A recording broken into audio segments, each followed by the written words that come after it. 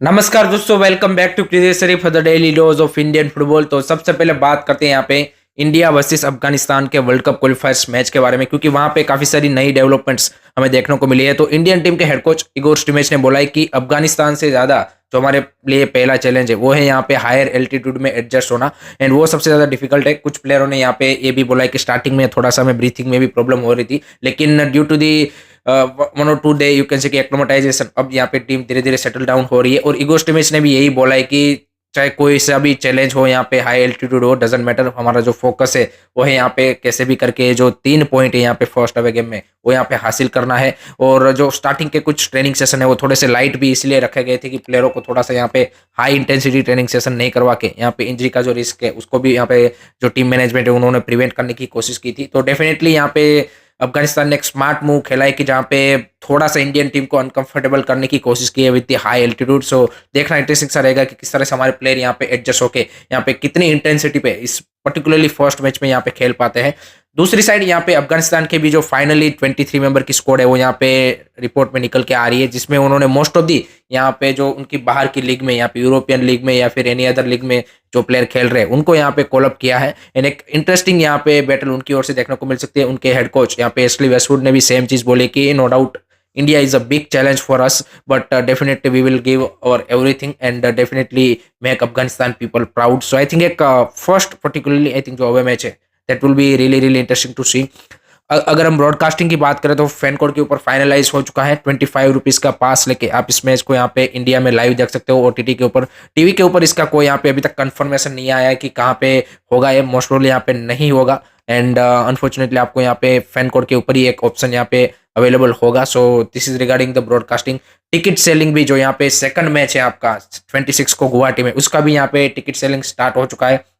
जिसका अपडेट यहाँ पे एएफएफ ने अपने वेबसाइट पे भी दे दिया है। एंड जो भी लोग यहाँ पे आसाम गुवाहाटी में है डेफिनेटली इस मैच को देखने को जाइए। आई थिंक इंटरेस्टिंग मैच होने वाला है जो सेकंड मैच भी है अफगानिस्तान के सामने। So this is all regarding the India versus Afghanistan world cup क्वालिफायर्स match at the moment. अब बात करते हैं गाइज यहाँ पे एएफएफ के रिगार्डिंग, क्योंकि वहां पे भी काफी सारा नया डेवलपमेंट्स कल जो यहाँ पे सुप्रीम कोर्ट में हियरिंग हुई रिगार्डिंग द न्यू कॉन्स्टिट्यूशन उसमें देखने को मिला है। और न्यूज निकल के आ रही कि यहाँ पे सुप्रीम कोर्ट 5 अप्रैल को जब फाइनल कॉन्स्टिट्यूशन यहाँ पे अप्रूव करेगी उसके बाद यहाँ पे फ्रेश इलेक्शन हो सकता है, क्योंकि जब 2022 में हमें बैन लगा और उस टाइम पे जब सुप्रीम कोर्ट ने एक जो नए कॉन्स्टिट्यूशन का सिर्फ यहाँ पे क्या बोलते कि इलेक्शन वाला पार्ट यहाँ पे उठाया था, तब उन्होंने इसको इंटरिम जो भी यहाँ पे बॉडी सिलेक्ट आई थी होके उस टाइम पे कल्याण चौबे, साजी Prabhakaran and any other you can say कि ऑफिस बीरर, उनको एज ए इंटरिम बॉडी था एंड उनको 3 महीने का टाइम था उस टाइम पे, क्योंकि 3 महीने में यहाँ पे सुप्रीम कोर्ट का क्या बोलते कि जो फाइनल कॉन्स्टिट्यूशन है वो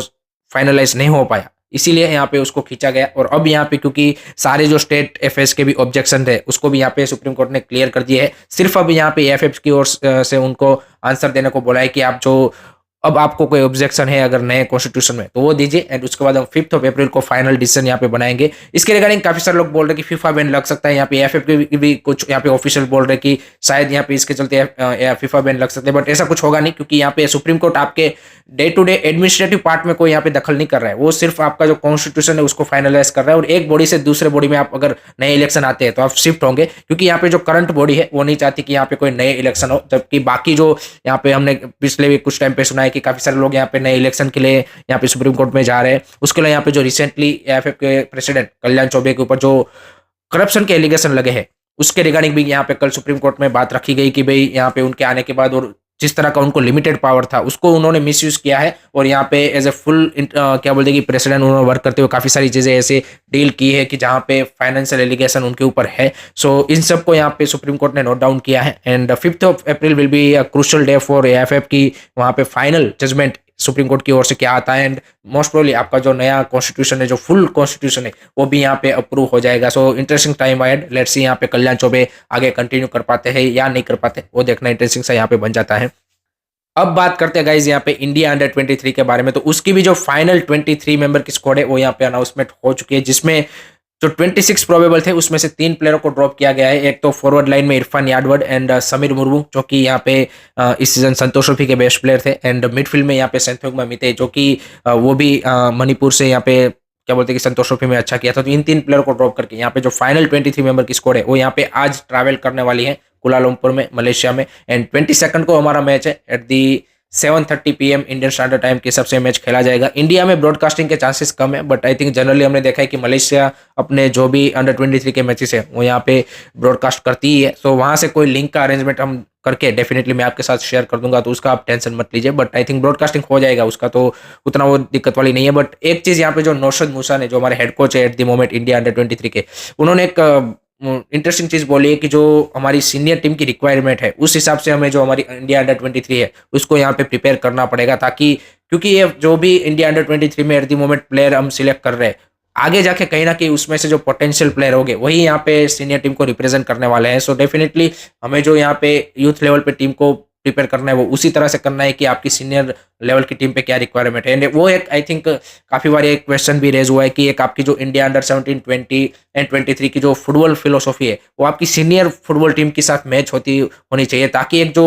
एक आपकी सिनर्जी है वो बनी रहे एंड प्लेयर का एक जो डेवलपमेंट है वो उसी हिसाब से आप कर पाए एंड उसी हिसाब के प्लेयर आप यहाँ पे क्या बोलते हैं कि जो यूथ लेवल है उस पर सिलेक्ट करते रहे। तो I think that's a great to see कि भाई यहाँ पे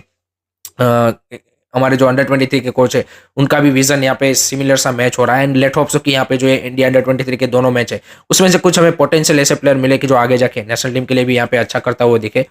अब बात करते हैं गाइज यहाँ पे जो गोवा की हिस्टोरिकल एक ट्रॉफी है, उनके जो फॉर्मर चीफ मिनिस्टर है यहाँ पे दयानंद बोडगांवकर, उनके याद में यहाँ पे गोवा गवर्नमेंट ने यहाँ पे 1.3 करोड़ की ग्रांट यहाँ पे गोवा फुटबॉल एसोसिएशन को दी है कि आप उस ट्रॉफी को, जो बंडौरकर गोल्ड ट्रॉफी है जो यहाँ पे पूरे गोल्ड की बनी थी ऐसा कुछ है, तो उसको यहाँ पे उन्होंने रिवाइव करने के लिए दिया है। एंड इस साल से यहाँ पे गोवा फुटबॉल एसोसिएशन उसको फिर से यहाँ पे रिवाइव करेगी, जिसमें गोवा के बाहर की भी एक आध दो क्लब को इनवाइट करेंगी। नेक्स्ट सीजन वो यहाँ पे इंडिया के बाहर के एक आध दो क्लब को भी इन्वाइट करने का प्लान कर रहे हैं। सो लेट होप सो कि एक अच्छी तरीके से इसका ऑर्गेनाइजेशन हो यहाँ पे। एंड काफ़ी ऐसी हिस्टोरिकल ट्रॉफीज डिफरेंट स्टेट जो है वहाँ पे ऑर्गेनाइज होती थी पहले, बट अनफॉर्चुनेटली फिर वो बाद में बंद हो गई। बट यहाँ पे गोवा गवर्नमेंट ने एक अच्छा इनिशिएटिव दिखाया है और 1.3 करोड़ की ग्रांट यहाँ पे जीएफए को दी है कि आप इसको फिर से रिवाइव कीजिए। एंड इसका नाम अब चेंज कर दिया है कि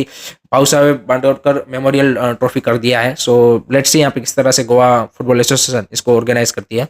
लास्ट में बात करते हैं गाइस यहाँ पे IWL2 के लिए एक और यहाँ पे क्या बोलते कि खराब न्यूज आ रही है कि भाई एक और क्लब ने यहाँ पे पुल आउट कर लिया है, मिसाका यूनाइटेड FC, जो कि बेंगलुरु बेस्ड क्लब है। उन्होंने भी यहाँ पे due to the logistical and due to the